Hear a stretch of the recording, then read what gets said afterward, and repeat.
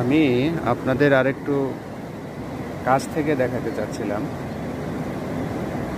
কত সুন্দর এই জায়গাটা। তো এখন আপনারা দেখতে পাচ্ছেন খুবই কাছ থেকে, যে ব্রিজ থেকে আমি দেখেছিলাম এর আগে, তো রাবার ড্যামটা।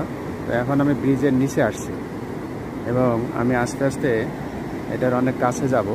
আপনারা দেখতে পাচ্ছেন এখন সকাল, অনেক সকাল, প্রায় 6:30 7টা বেজে গেছে। তো এখানে সাধারণত লোকজন আসে বিকালবেলা। তো আমি যেহেতু মর্নিং ওয়ার্কে আসছি, অনেকটাই ফাঁকা, লোকজন নাই নাই বললেই চলে। তো দেখেন কত সুন্দর একটা জায়গা। তবে আরেকটা কথা বলে রাখি, এখানে আসলে আপনারা আসলে নিচে না নামলেই ভালো পানিতে, কারণ আপনারা জানেন ঈদের দিনেও দুর্ঘটনা ঘটেছে। তো এখানে আসলে যারা সাঁতার জানে না তাদের কোনোভাবেই নদীতে নামা ঠিক না। হয়তো অন্য কোনোভাবে তাদের সাঁতার শিখে তারপরে হয়তো নদীতে নামা উচিত।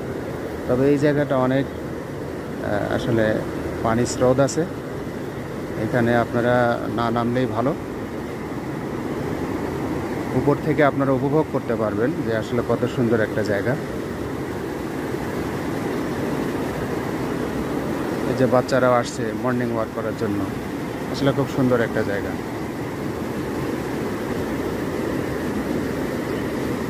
এখানে বিকেলবেলা অনেক দোকান থাকে, খোলা থাকে, অনেক রেস্টুরেন্টও হয়েছে ভালো। এখন সব বন্ধ আসলে সকালবেলা যেহেতু। এই যে আপনারা ব্রিজটা দেখতে পাচ্ছেন। আর এখানকার আরেকটা ইতিহাস আছে, সেটা হচ্ছে যে এই যে দেখেন পুরাতন একটা ব্রিজ ছিল। এটা আমরা শুনেছি যে যুদ্ধের সময় 71 সালে এই ব্রিজটাকে বোম দিয়ে ভেঙে দেওয়া হয়, পরে আবার নতুন আরেকটা ব্রিজ করা হয়, সেটা আপনারা দেখতে পাচ্ছেন। দেখেন কত সুন্দর পানির শব্দ।